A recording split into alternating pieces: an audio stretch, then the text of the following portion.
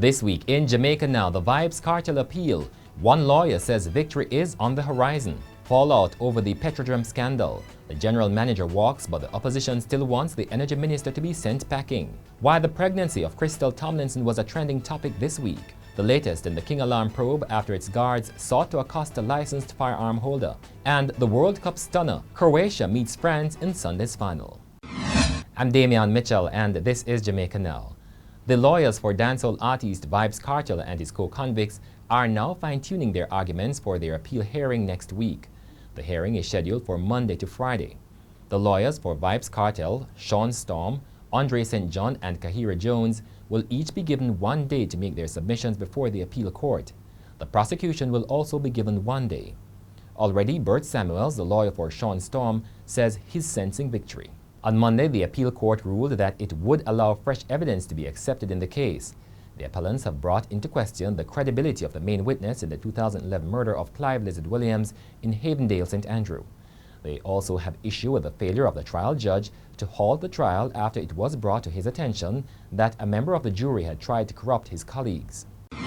Floyd Grindley, the general manager of the scandal-hit Petrojam, has stepped down from the post, and the opposition is demanding that the Energy Minister, Dr. Andrew Wheatley, should be sent packing. Grindley has presided over a series of malpractices at the state-owned oil refinery.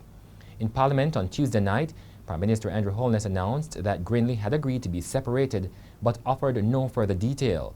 Holness also did not directly address calls for Wheatley to be fired. However, he said the cabinet accepted that the previous Petrojam board breached several policy guidelines. He has given instructions for major policy changes to provide increased oversight of public bodies. Meanwhile, Holness said the new Petrojam board has been seeking to correct several issues, including human resources at the refinery, where there have been allegations of corruption, nepotism, and questionable spending. The government has started to fulfill its role in the spectrum of accountability.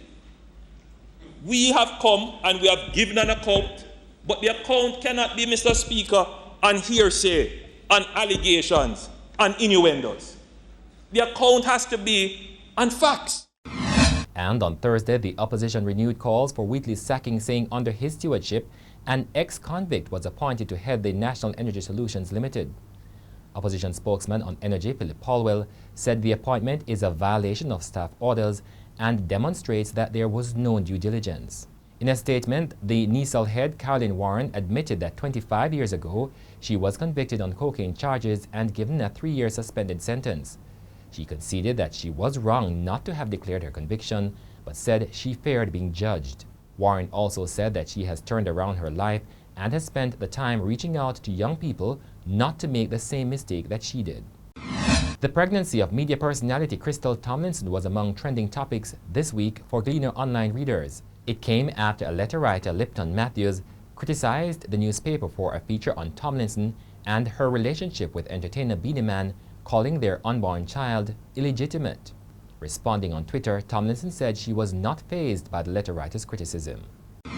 The female member of the KingAlarm team seen in an incident with a licensed firearm holder last Monday has been fired. She was one of 3 guards charged by KingAlarm following its investigation into the incident.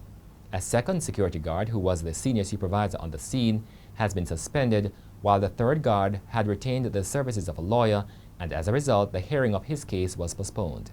KingAlarm's managing director, John Azar, says his company is committed to upholding human rights and professionalism.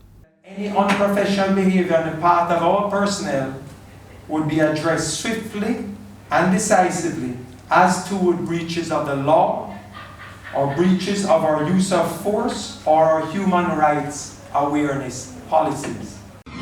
The Firearm Licensing Authority has revoked 7 gun permits in Manchester, arising from a months-long investigation.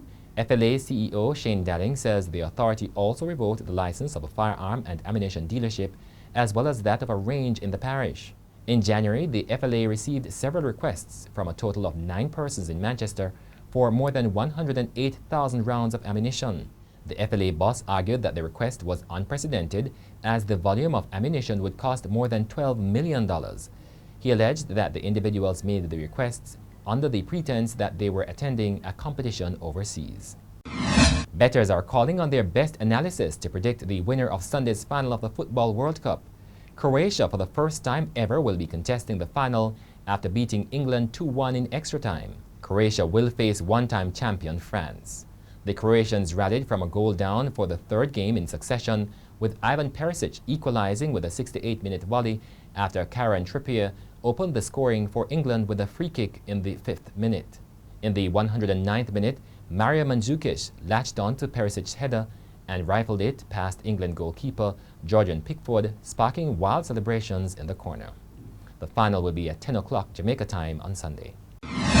And that's it for this edition of Jamaica Now, your weekly review of the big news stories. Send us your comments at onlinefeedback@gleanerjm.com. You may tune in to Power 106 FM for regular updates. Follow us on Twitter and Instagram at Jamaica Gleaner and on Facebook at Gleaner Jamaica. I'm Damian Mitchell, and before we go, more on the firestorm over the pregnancy of media personality Krystal Tomlinson.